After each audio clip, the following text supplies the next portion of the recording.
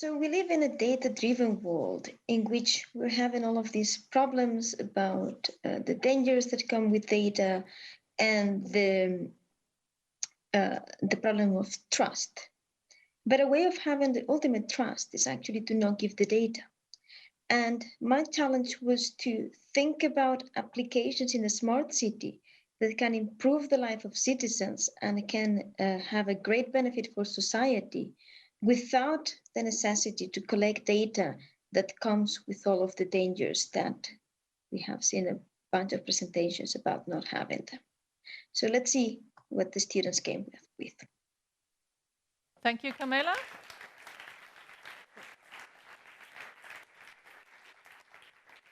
Team 4A, here we have Stefan, Andre, Jonathan, Catherine, Max, and Wendy. And on stage, I'm looking forward to hearing Catherine and Jonathan.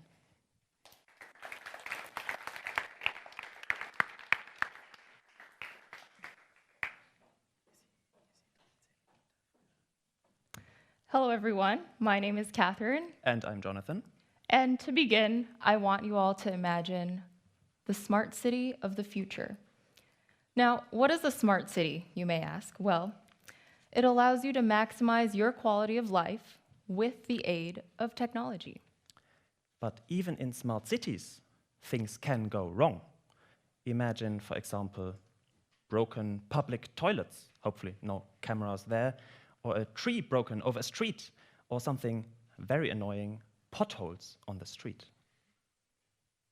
And one way to remedy this issue would be to install hundreds of cameras to survey the city in order to identify these problems and fix them. However, there can be negative consequences of constant surveillance if, for example, the system is controlled by the wrong people. And now more than ever, privacy is an everyday concern. And it also may discourage an individual from reporting any of these problems to the government. To address this, we applied privacy engineering, and we used only the data that is absolutely necessary to design our revolutionary product. So, we designed a smartphone application that would enable individuals to both detect and report any issues that they see. This would allow the cities to respond rapidly. Now, the way that this application works is that once you see an issue, you could classify it, note the location, and even give a brief description and attach an image of the problem. Here's an example of a filled out report, and once you do complete the report, you can submit it. And once you do submit the report, your data goes to the government server, which then sends the information to the specific government employee who would be responsible for fixing the issue. After the issue is fixed, you would then get a notification that your problem has been resolved. But why is this platform so unique? Our system, called WeReport, protects your privacy. And I will explain you on 3 levels how your privacy is protected. Firstly, on the level of the user with the app. Secondly, when uploading the report to the server. And thirdly, on the server itself. I will start with the user with the app. For filing the report in our app, only the data that is absolutely necessary is being collected. Of course, the user can also, as you mentioned, attach an image or the location data, because that will then make it much easier to fix the problem. Secondly, when uploading your data, your report is anonymized. And by that, I mean it is delinked. So there's no way to connect the report that has been uploaded to the person who wrote it. And that, we think, is very important, because otherwise people might refrain from uploading if the government then thinks, oh, it could have been him who broke the thing. And we achieve that by using a unique ID token for each report, which is basically a long number randomly generated. Thirdly, on the server, where your report is being analyzed, we only store the data for as long as we need it. So while the report is active, while the problem still exists, the data is there, securely stored on the government server. But once the problem has been resolved, we can obviously delete all the data that we don't need anymore. So we designed the app with the aim of minimizing privacy risks, most notably by only collecting the data that we absolutely need, and secondly, by delinking the report from you who wrote it. In summary, we believe that our application has the ability to revolutionize the smart city of the future and also solve the issue of these problems, while also taking into consideration privacy risks. In addition to solving the original issue, it also has societal benefits. It can increase social engagement. It can allow for the government to collect essential data, and it can also allow for the government to identify problem zones and respond more rapidly to these areas. Now, imagine the smart city of the future, where you can maximize your lifestyle, but you can also retain the right to privacy and freedom. Thank you very much for listening.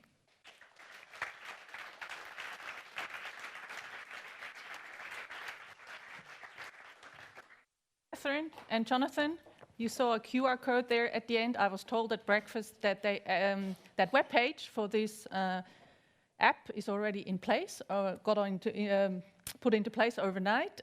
We make sure that you get this QR code to try it out, and in particular, Carmela, to have it.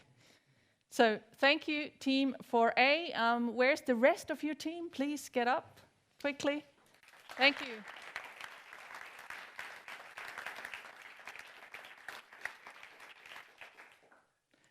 We're already coming to our last presentation of Challenge 4 from the Group 4B with Dario, Joel, Janos, Jan, Jana, and Rafael. And I would like to hear Dario and Rafael and their ideas of the technical solutions.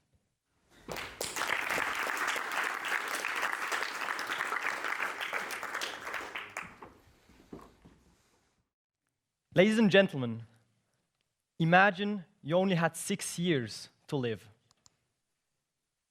Imagine you had to fit all the things that you wanted to do in your life into those next 6 years. Ladies and gentlemen, what if I tell you this is not a thought experiment? This is real. This timer here is a timer for the climate catastrophe. In 6 years, 4 months, and some days, we are going to have a real problem. Because at that point, if we continue our CO2 emission at that rate that we're currently having, then we're going to run into irreversible problems. This is something we need to tackle. So, what is it about? We all know that there is emissions that we cause. There is CO2 going up to the atmosphere, and we're doing too much of them. We all know that we need to limit these emissions. So, what are we failing with? I mean, be honest with yourselves. Did you really, really change your life the way you should have to limit your emissions? I know I haven't. Have you? I try, but I'm not sure if it's enough. And it's just really, really hard for us humans to understand the tangible impact of climate change, the tangible problems that we are causing through our emissions. So, are we at the end? Are we lost? What can we do if we cannot manage? We all know that we are causing, but still, we don't see what we are causing. We don't see that the ice caps are melting when we go to plane. We don't see all heating, the tsunamis when we buy avocado in our favorite shop. Are we lost? What if we took the government, The government controls the stuff we do. They control how much we fly, how much CO2 emissions there are in our cars, in the avocado that we bought from overseas, and they stop us once we... Hey, wait. That's not acceptable. You cannot infringe privacy of the individual like that. You cannot just track people, track them, it just like do everything, record them and surveil on them. That's not okay. So you're saying that we have to decide between privacy and climate? We can't have both? No, we don't need to. We can have it both. The solution is a privacy-enhancing solution named the eco-card. This sounds amazing. So what do you need your eco-card for? Each citizen in the entirety of Switzerland, and if you implement it further, in the entirety of the world, has a CO2 budget. They are allotted, let's say, 10,000 eco-points that they can use on services. They can use it for airplanes, they can use it for goods that they buy, they can use it if they're riding with their car. And it all works in a privacy-friendly way without being trackable by the government and still retaining climate friendliness. So let's have a look at how this all works. You have this card. It's like any other debit card you already use nowadays in shops. It's just the same thing, and it works very similar. Let's see at all the parties which are involved. So you clearly have the user, you have the government, and you have the shops, or any infrastructure provider that provides goods and services. So let's start at the beginning. You get your card as citizen, and then you need to go to a federal point where you charge your contingent. This can be your town hall of your city.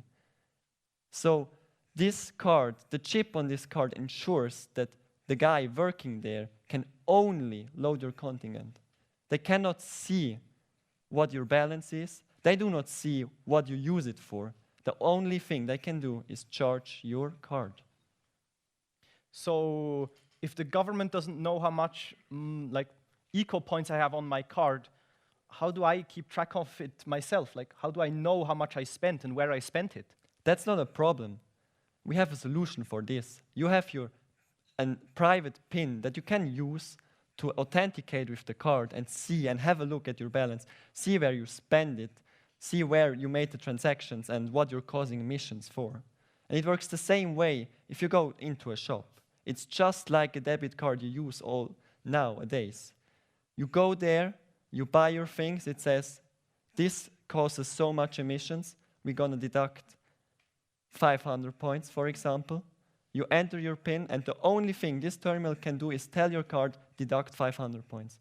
So it's the same way like a normal credit card. I mean, yes, the shop owner also doesn't know how much money I have on my bank card, right? Exactly. The only thing that the terminal gets back from the card is the message, yes, transaction accepted or transaction refused. Yeah, so we know this change would be radical. This is a huge thing, and we know this is by far not finished. There are a lot of problems that we need to tackle. For example, what happens if you lose your card? What happens if you're running out of budget? But those are all questions that need to be discussed once we enable this system by politicians, by other technicians, by people that actually know their stuff and that have more than 3 days to think about those problems. So let's protect what we love. We all love the climate. But we also love the privacy, right? And we don't have to compromise between those two. We don't. Ladies and gentlemen, this is one out of many ideas. And we can use this idea not only in a smart city, but in a smart world. Just always imagine change starts with all of us, of every individual. Let's make this 6 years grow. Let this countdown be more than just 6 years. Thanks a lot.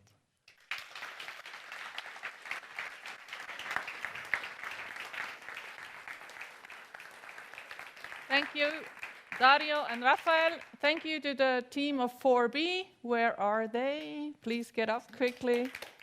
This is your applause.